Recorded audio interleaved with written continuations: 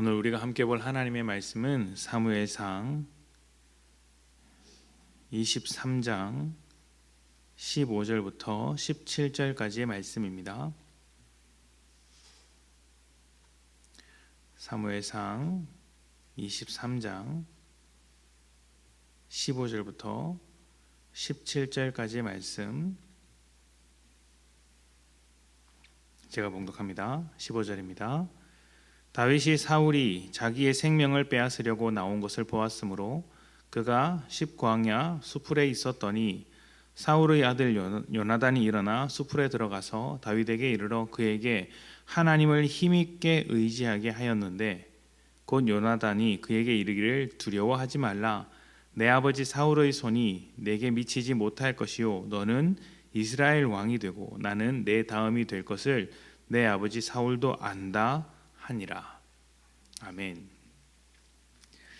오늘 말씀은 참 아이러니하면서 신기한 장면입니다. 다윗은 자기도 어려운 가운데 그일라 사람들을 도와줍니다. 그들을 위하여 블레셋과 싸웠고 승리했습니다.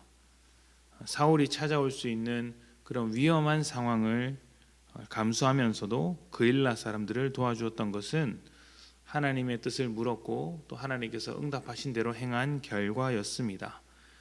자, 그런 결과였다면 하나님께서 다윗을 칭찬하시며 앞으로 내 말을 잘 들었으니 또 선한 일을 이루었으니 승승장구하게 해주겠다라고 말씀하시면 좋을 텐데 다윗의 인생을 좀 다른 방향으로 이끌고 가십니다. 다윗이 그일라를 도와주었을 때 누군가가 사울에게 다윗의 위치를 말해 주었습니다. 그러자 사울이 하나님께서 주신 절호의 기회라고 하면서 다윗을 잡으러 옵니다.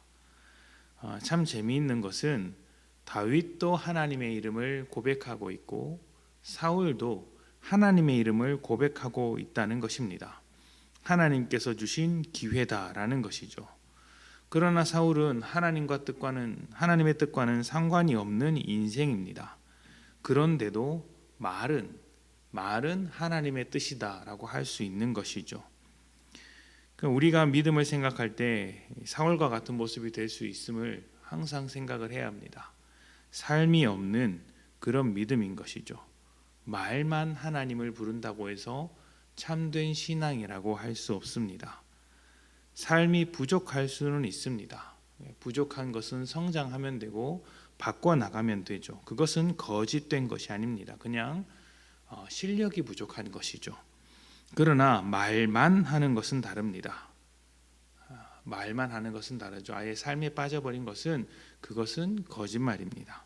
살아가려고 하는 믿음이 아니면, 내 삶을 통해서 증명하려고 하는 믿음이 아니면 그 믿음은 아무리 대단한 것으로 포장했더라도 또 하나님을 향한 대단한 지식을 가지고 있다고 하더라도 사실은 거짓인 것입니다. 부족한 것과 하지 않는 것에는 큰 차이가 있는 법이죠.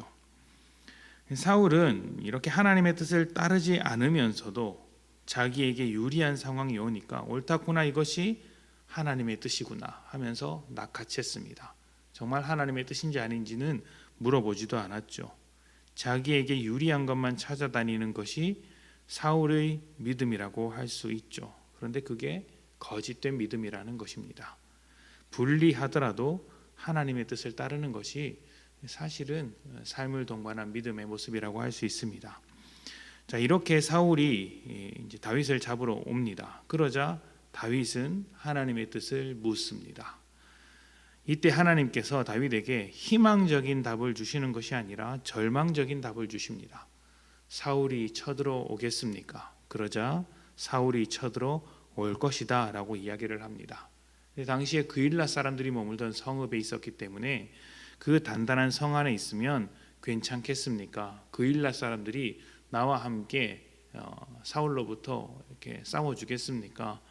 그일라 사람들이 성문을 열어주지 않고 저를 지켜주겠습니까? 그래도 내가 그일라 사람들을 도와주었는데 그일라 사람들도 나를 지켜주지 않겠습니까? 하나님께서 대답하실 때 아니다.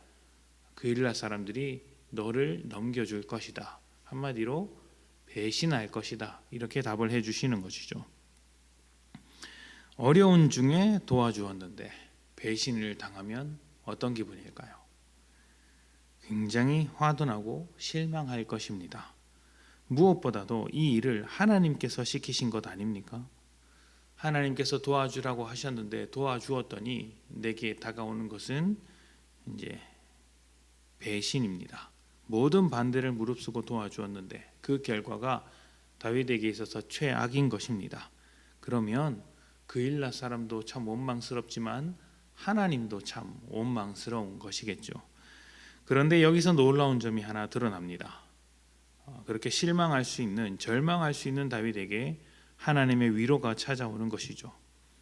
성을 벗어나 사울을 피해서 이리저리 숨어 다니던 다윗에게 사울의 아들이자 현재 가장 강력한 왕위 계승자 후보였던 요나단이 찾아온 것입니다. 그리고 사울이 다윗을 잡지 못할 뿐만 아니라 다윗이 왕이 될 것이라고 말을 해줍니다. 그리고 요나단 자신은 다윗의 신하가 될 것이라고도 이야기를 합니다. 이게 참 놀라운 이야기죠.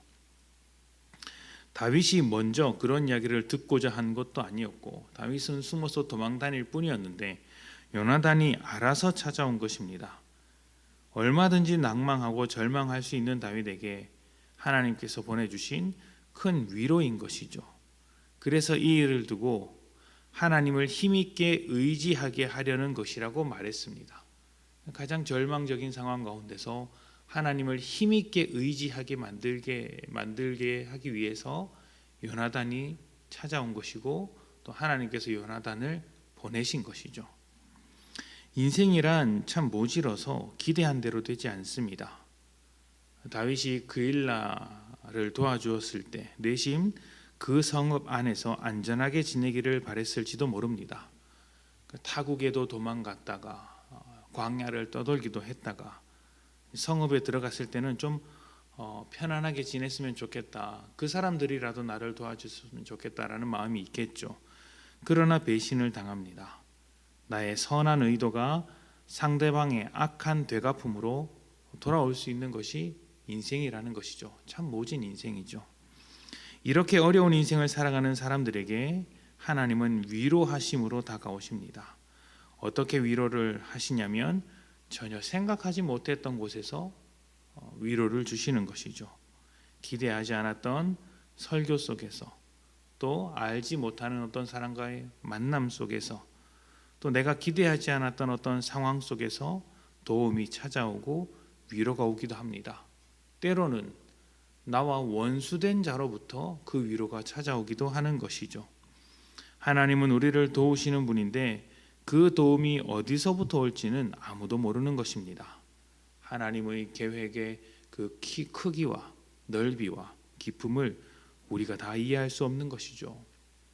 다만 하나님은 우리가 어려울 때 내버려 두지 않고 도우시는 분이라는 것을 기억하셨으면 좋겠습니다.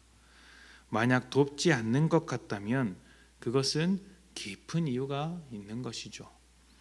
잠시 도움을 멈추신 것이지 버린 것은 아닙니다. 우리를 지키시며 끝까지 견뎌나가시를 바라시고 또 때가 되었을 때 가장 큰 도움으로 우리를 인도하실 것입니다. 원수를 통해서도 도움을 주실 수 있는 하나님을 생각하면 더욱 힘있게 하나님을 의지할 수 있습니다. 하나님을 힘있게 의지하면서 하나님을 소망하면서 오늘의 어려움을 당당하게 이겨내시는 복된 성도님들이 되시기를 축복합니다. 함께 기도합니다.